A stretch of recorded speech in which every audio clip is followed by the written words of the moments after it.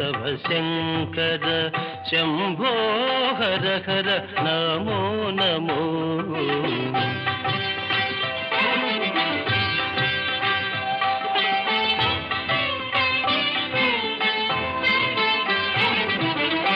పుణ్యము పాపము ఎరుగని నేను, పూజలు సేవలు తెలియని నేను, పుణ్యము పాపము ఎరుగని నేను, పూజలు సేవలు తెలియని నేను, ఏ పూలు తేవాలి నీ అండి. ఫస్ట్ ఆఫ్ ఆల్ నేను మీ అందరికీ సారీ చెప్తున్నాను.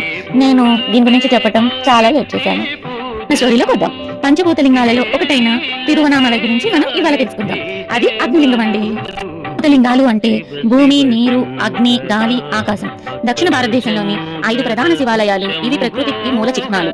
కాళహస్తి వాయువు, తిరువనమలై అగ్ని, చిదంబరం ఆకాశం, తిరువనవల్ నీరు, కాంచీపురం భూమి క్షేత్రాలు ఇందులో ఉన్నాయి. తాళపాక అన్నమయ్య వెంకటేశ్వర స్వామి భక్తుడైనప్పటికీ ఈ క్షేత్ర గొప్పతనాన్ని వివరంగా స్థాన సంకీర్తనలలో కొనియాడాడు. మలై అంటే ఇది తమిళనాడులో ఉందండి. ఇక్కడ శివుడు అరుణాచలేశ్వరుడిగా కొలువై ఉన్నాడు. ఇది అగ్నికి చిహ్నం అండి. లింగం అనేది పంచభూత స్థలాలలో ఒకటిగా తమిళనాడులోని తిరువనామలై అరుణాచలేశ్వర ఆలయంలోని అగ్ని అంటే నిప్పుకి మూలకం అని సూచిస్తుంది. ఇది శివుడు అగ్నిస్తంభంగా ఆవిర్భవించిన ప్రదేశం. ఇక్కడ అరుణాచల కొండనే సాక్షాత్ శివలింగంగా పూజిస్తారు. ఈ ప్రదేశాన్ని దర్శించడం వల్ల ఆధ్యాత్మిక విముక్తి, పాపక్షయం మరియు రోగాల నుండి ఉపశమనం కలుగుతుందని నమ్మకం.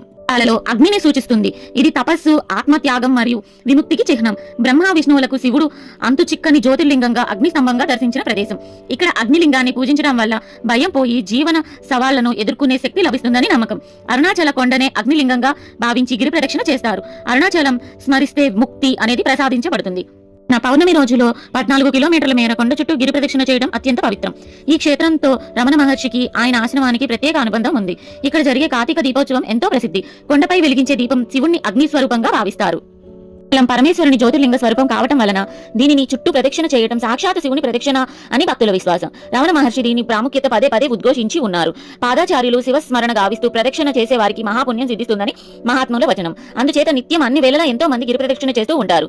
గిరిపైన గల మహోషధి ప్రభావం వల్ల శరీరానికి, శివస్మరణ వల్ల మనసుకు, శివానుగ్రహం వల్ల ఆధ్యాత్మిక జీవనానికి స్వస్థత చేరుకుంటుందని భక్తుల నమ్మకం. గిరి ప్రదక్షిణ చాలా వరకు తార్ రోడ్డు పైన జరుగుతుంది. ఈ మధ్య కాలంలో గిరి ప్రదక్షిణ చేయడం వీలుగా రోడ్డు ప్రక్కన కాలిబాట కూడా వేశారు. ఎక్కువ మంది ఉదయం సూర్య తాపానికి తట్టుకోవడం కష్టం కనుక రాత్రిపూట లేదా తెల్లవారుజామున చేస్తారు.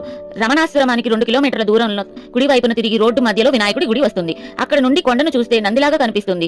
గిరి ప్రదక్షిణ మొత్తం 14 కిలోమీటర్లు ఉంటుంది. అందులో దారి వచ్చే మొత్తం 8 లింగాలు మనం దర్శించుకుంటూ వెళ్ళాలి. అరుణాచల గిరి ప్రదక్షిణ మహా పుణ్య ఫలితాలను ఇస్తుందని భక్తుల విశ్వాసం.